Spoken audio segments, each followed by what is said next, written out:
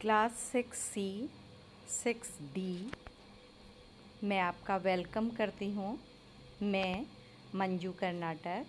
अब आपको रोज़ आपके पीरियड्स के अनुसार, आपकी कक्षाओं के अनुसार हिंदी पढ़ाया करूँगी। बच्चों, आप छोटे से बच्चे हैं, ऑनलाइन कक्षाएं पहली बार हो रही हैं, तो हमें महसूस हुआ कि आपकी पढ़ाई आगे बढ़ती जा रही है।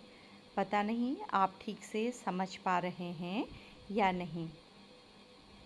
तो हमने फिर से सारा सिलेबस अलग अलग कक्षाओं के अनुसार विस्तार से पढ़ाना, रिवीजन करना आरंभ किया है।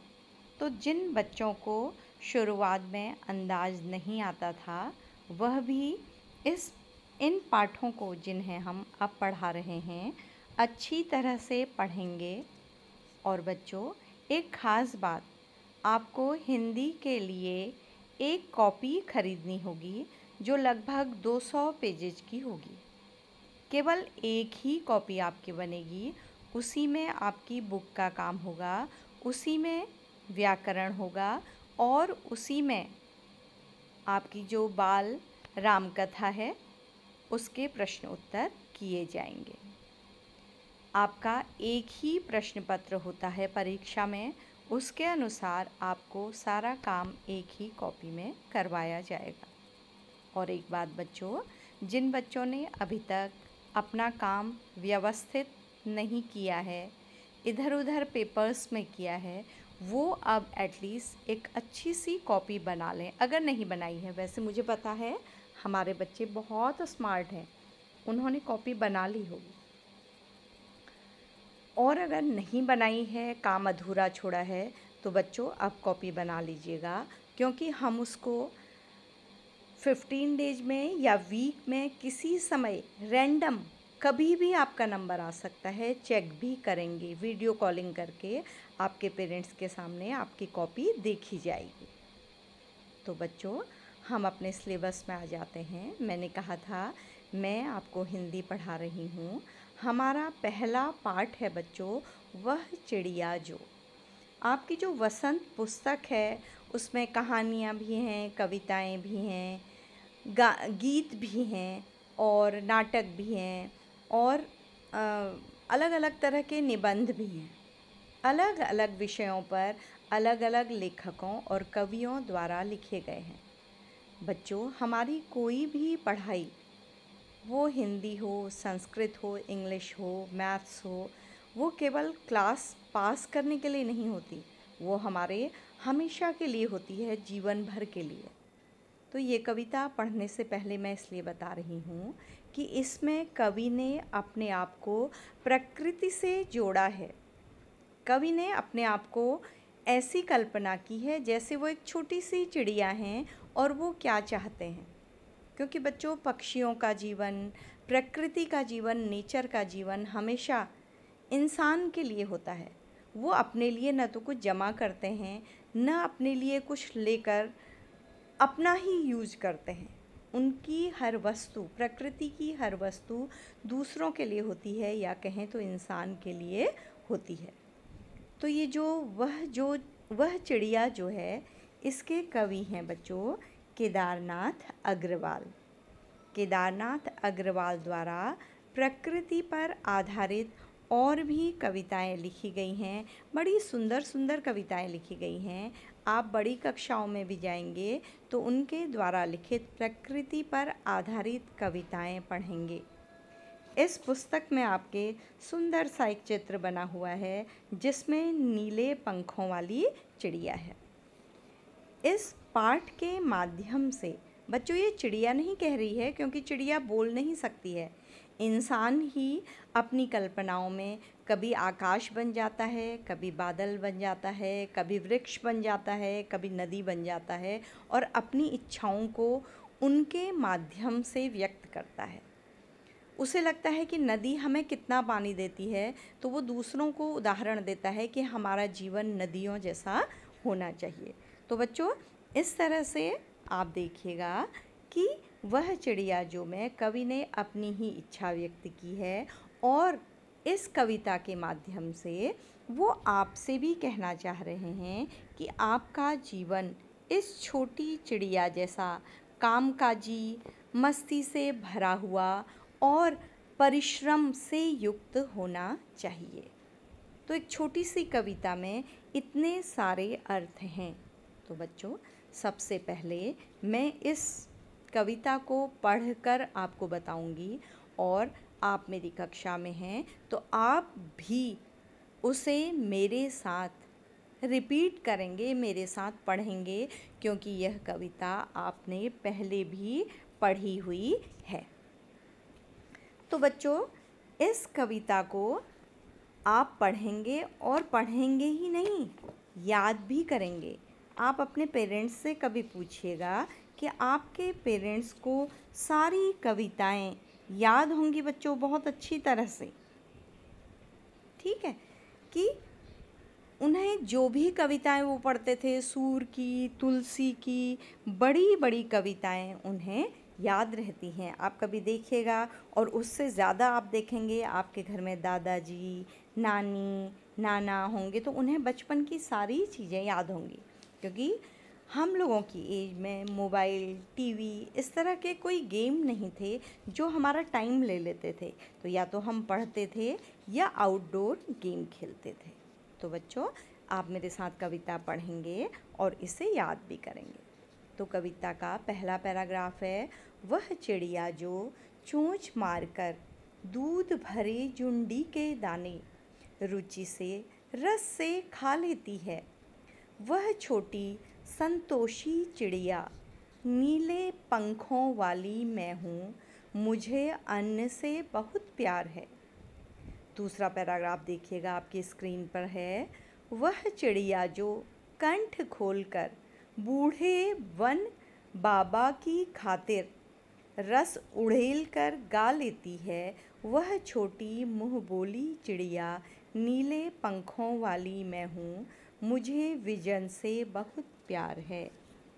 इसी कविता का अगला पैराग्राफ है, यानी कि आखिरी पैराग्राफ है, वह चिड़िया जो चोंच मारकर चढ़ी नदी का दिल टटोलकर जल का मोती ले जाती है। वह छोटी गर्वीली चिड़िया, नीले पंखों वाली मैं हूँ, मुझे नदी से बहुत प्यार है। तो बच्चों, ये जो छोटी सी चिड़िया है, मैंने आपको बताया था, ये सिंबॉलिक है, प्रतीक है। इस चिड़िया के माध्यम से कवि किसके मन की बात कह रहे हैं? अपने मन की बात कह रहे हैं और हम लोगों को, आप लोगों को शिक्षा दे रहे हैं कि हमारा जीवन चिड़िया जैसा खुशियों से भरा हुआ, सुख से भरा हुआ, संतोष से भरा हुआ होना चाहिए। तो अब हम पहले पैराग्राफ को पढ़कर उसके सरल अर्थ को जानेंगे कि उसमें कवि आपसे क्या कहना चाह रहे हैं। तो आपने पहले पढ़ा है, आप भी अपने मन में या बोलकर, क्योंकि आप अपने घर में हैं, कक्षा में तो हम जोर से नहीं बोलने देंगे बच्चों आपको, लेकिन आप अपने घर में बोल सकते हैं। तो आप मेरे साथ इसके सरल अर्थ को बोलिएगा कि आपको क्या इसका सरल अर्थ आता है। तो बच्चों, वह चिड़िया जो चोंच मारकर, अपनी बात कर रही है एक छोटी सी चिड़िया, और छोटी सी चिड़िया क्या, कवि कह रहे हैं कि छोटी सी चिड़िया कह रही है कि वह दूध से भरे हुए जुंडी के दाने, जुंडी होते हैं बच्चों जौ और बाजरे की बालियाँ, गेहूं की बालियाँ, अनाज की बालियाँ, जब वो कच्ची होती हैं, सूखी नहीं होती हैं पूरी तरह से, तो उनमें दूध की तरह एक द्रव पदार्थ भरा होता है जो सूख कर कैसा हो जाता है, फिर ठोस हो जाता है और वो बड़ा टेस्टी होता है। कभी आपने कच्चा गेहूँ और कच्चा जौ या बाजरा अगर तोड़ कर देखा होगा तो आप देखेंगे कि उन दानों के अंदर क्या निकलता है, दूध जैसा भरा हुआ होता है, जो बाद में धूप से सूख कर क्या हो जाता है, ठोस ग्रेन बन जाता है, अनाज बन जाता है। ठीक है, तो वह चिड़िया जो चोंच से परिश्रम करके बालियों से अनाज के, जौ और बाजरे के दानों को रुचि से, स्वाद से, उसका आनंद लेते हुए, अपनी इच्छा से, रस से खा लेती है, मतलब उसका टेस्ट लेते हुए, उसका आनंद लेते हुए खा लेती है, वह संतोषी चिड़िया। और उन बाजरे के, जौ के दानों को खाकर उसे अत्यधिक सुख मिलता है, संतोष मिलता है, वो सेटिस्फाइड हो जाती है, उसे बहुत कुछ और खाने की इच्छा नहीं होती है, उसी में खुश हो जाती है वो। तो चिड़िया कह रही है कि ऐसी सुखी होने वाली, खुश होने वाली, नीले पंखों वाली मैं चिड़िया हूँ और मुझे अन्न से अत्यधिक प्यार है। क्यों बेटा? क्योंकि अन्न इस दुनिया में मनुष्य को जीवित रखने के लिए ज़रूरी है। तो इस कविता के माध्यम से कवि कहना चाहते हैं कि हम सबको जो भी हमें परिश्रम करके मिलता है उसे हमें ताज़ा ताज़ा खाना चाहिए और स्वाद से खाना चाहिए, उसमें आनंद लेना चाहिए और उसमें क्या होना चाहिए, खुश होना चाहिए। हमें दुनिया में दूसरे लोगों को खाते हुए देखकर या दूसरी वस्तुएं खाते हुए देखकर कभी भी लालच नहीं करना चाहिए। और अपने नीले पंखों पर, हम जैसे भी हैं अपने रूप पर, हमें खुश होना चाहिए और हमें अन्न से क्या करना चाहिए, प्यार करना चाहिए। तो पहले पैराग्राफ का ये सरल अर्थ है जिसमें चिड़िया कहना चाह रही है कि वह जौ और बाजरे के कच्चे दानों को खाकर उन्हीं से अपना पेट भर लेती है, उन्हें पाने के लिए वो परिश्रम करती है और उसके पंख नीले हैं और वो अन्न से क्या करती है, प्यार करती है। तो इसके माध्यम से कवि आपको भी शिक्षा दे रहे हैं कि हमें अपने खाने के लिए परिश्रम करना चाहिए, खाने को स्वाद से खाना चाहिए और जो हमारे पास है उसमें खुश होना चाहिए और अन्न की बर्बादी नहीं करनी चाहिए। अनाज से हमें क्या होना चाहिए, प्यार होना चाहिए। तो आपको पहला पैराग्राफ अवश्य ही समझ में आ गया होगा, क्योंकि आज आपका रिवीजन क्लास है बच्चों। वैसे भी पहले आपको मैम ने ये कविता पढ़ाई हुई है। अगला पैराग्राफ है, वह चिड़िया जो। चिड़िया दूसरा काम क्या करती है, कंठ खोलकर, पूरा गला खोलकर परिश्रम से बूढ़े वन बाबा की खातिर, बड़े बड़े विशाल पेड़ों से युक्त ऐसे जंगल की खातिर जो कहीं चल फिर नहीं सकता। बूढ़े बाबा कैसे होते हैं, जो इधर उधर चल नहीं सकते, उन्हें लोग कैसा छोड़ देते हैं, अकेला छोड़ देते हैं। तो चिड़िया कह रही है कि ऐसे जंगल की खातिर जो सन्नाटे में है, जो अकेले में है, बड़े बड़े विशाल वृक्षों से युक्त है, ऐसे बूढ़े वन रूपी बाबा के लिए, ऐसे जंगल के लिए वो अपनी पूरी मिठास से, पूरी ताकत लगाकर क्या कर लेती है, गाना गाती है, ताकि उस वन का भी क्या हो जाए, मनोरंजन हो जाए, उसे भी क्या मिल जाए, खुशी मिल जाए। वह अपने लिए नहीं गाती है, वह किसका मनोरंजन करने के लिए गाती है, जो जंगल रूपी बाबा है। जंगल को किसका नाम दिया है चिड़िया ने, कवि ने, बाबा का। तो उसके लिए भी मिठास से गाती है। वह छोटी मुँह बोली चिड़िया, वो चिड़िया छोटी सी है और मुँह बोली चिड़िया, जो भी उसके सामने आता है, जो अकेले में होता है, उससे वो अपना संबंध स्थापित कर लेती है, उससे बोल लेती है, बोलकर अपने संबंध बना लेती है। तो ऐसी मुँह बोली वह चिड़िया, नीले पंखों वाली हूँ मैं और मुझे सन्नाटे से प्यार है। मुझे एकांत क्या है, बहुत अच्छा लगता है, मुझे एकांत में रहना बहुत ही अच्छा लगता है। तो बच्चों, इसमें कवि एक छोटी सी चिड़िया के माध्यम से अपने मन को उन्होंने क्या कहा है, एक छोटी सी चिड़िया, वो क्या चाहते हैं कि वो जो भी काम करें दिल खोल कर करें और उन लोगों के लिए भी करें जिनके जीवन में एकांत है, जिनको जीवन में, जिनके पास कोई नहीं है, जो अकेले में रहते रहते परेशान हो गए हैं, जो बूढ़े हैं, समाज के बुजुर्ग हैं, उनके लिए भी हम अपनी कलाओं का उपयोग करें, उनसे बातें करें, उनको खुशियाँ दें, उन्हें अकेला न छोड़ें और अपने नीले पंखों पर, अपने स्वरूप पर मनुष्य को खुश होना चाहिए और फिर कहा है मुझे विजन से बहुत प्यार है। मुझे सन्नाटे में रहना, एकांत में रहना बहुत ही खुशी देता है, मुझे प्यार आता है सन्नाटे से। ऐसा क्यों कहा गया है बच्चों? क्योंकि आप देखते हैं आजकल हमारे चारों ओर भीड़ रहती है। जब हम भीड़ से आते हैं, आप देखेंगे कभी हम ट्रैफिक में फंस जाएंगे, कभी हम बहुत भीड़ से लोग चिल्ला रहे हैं, नारे लगा रहे हैं, मेले से आ रहे हैं, तो हमें घर आकर क्या लगता है कि एकदम हमारे सामने क्या आ जाए, सन्नाटा आ जाए, एकांत अच्छा लगने लगता है। इस पैराग्राफ के माध्यम से वो कहना चाहते हैं कि मनुष्य को कभी कभी एकांत में बैठकर अच्छे कामों के बारे में भी सोचना चाहिए। जैसे ये चिड़िया एकांत में बैठकर बूढ़े जंगल के लिए सुंदर सा मीठा गाना गाती है और परिश्रम से गाती है, पूरी अपनी ताकत लगाकर, पूरा कंठ खोलकर गाना गाती है। तो ये बताया गया है कि हमें एकांत में अपनी शक्तियों के बारे में सोचना चाहिए कि हम अकेले रह रहे, एकांत में रह रहे लोगों के लिए क्या कर सकते हैं और उनकी सहायता करनी चाहिए। चाहे हमारे पास कोई भी कला हो, कोई भी स्किल हो, हम उससे उन लोगों की सहायता कर सकते हैं जो अकेले रहते हैं।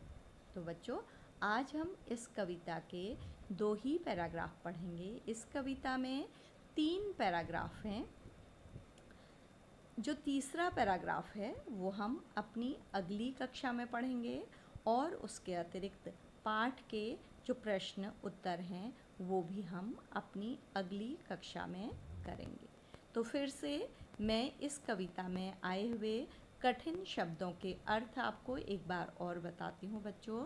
दूध आपको पता है, जुंडी के दाने मैंने आपको बताया कि जौ और बाजरे के दाने दूध से भरे हुए, मतलब जिनमें जो अभी कच्चे हैं, जिनमें अभी लिक्विड है, द्रव पदार्थ है, ठीक है, अभी वो सूखे नहीं हैं। संतोषी, जो संतुष्ट होती है अपने आप पर, सेटिस्फाइड है अपने आप पर। नीले पंखों वाली आपको पता है अन्न, अन्न मतलब ग्रेन, अनाज। अगली जो पैराग्राफ है उसमें है उड़ेल कर, कठिन शब्द थोड़ा सा है। उड़ेल कर मतलब किसी बर्तन में, जैसे हम एक गिलास में पानी लेते हैं तो हम कहते हैं हमने उसे बाल्टी में क्या कर दिया, उड़ेल दिया, ठीक है। तो रस उड़ेल कर मतलब है कि चिड़िया अपने गाने में अपनी पूरी मिठास को क्या कर देती है, भर देती है।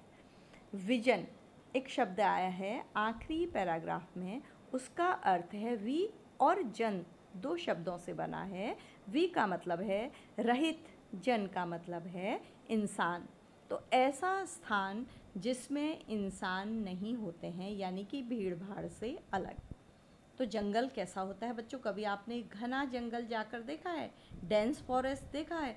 वहाँ साई साई की आवाज़ आती है, एकदम से डर लगने लगता है अगर आप रात में जाएंगे, बल्कि दोपहर में भी आप किसी घने जंगल में जाएंगे तो वहाँ कोई भी आवाज़ नहीं सुनाई देती, तो सन्नाटे की साई साई सुनाई देती है। तो विजन से यही तात्पर्य है कि जहाँ कोई भी नहीं है, जहाँ कोई भी इंसान नहीं है। तो बच्चों, आज आपको काम क्या करना है, अगर आपने नहीं किया है तो आपको ये पूरी कविता अपनी कॉपी में लिखनी है। और अच्छी तरह से सुनिएगा, अगर आपने एक बार लिख ली है तो दोबारा नहीं लिखनी है। कुछ बच्चों की छूट गई होगी, उन्हें ये कविता लिखनी है, क्योंकि अब इससे आपको देखा भी जाएगा कि आप लिख रहे हैं या नहीं। तो आज का आपका रिटर्न वर्क है कि आपको ये कविता लिखनी है, और ओरल होमवर्क है कि आपको ये कविता याद करनी है। अगली कक्षा में इस कविता से संबंधित एक गीत मुझे YouTube में मिला है, वो भी मैं आपके लिए भेजूंगी बच्चों, उसे भी सुनिएगा और आप भी अपनी एक धुन बनाकर इस कविता को गाने की कोशिश करिएगा। तो हम आज की कक्षा को यहीं पर समाप्त करते हैं। मुझे उम्मीद है कि मेरे बच्चे अच्छी तरह से इस कविता को समझ गए होंगे।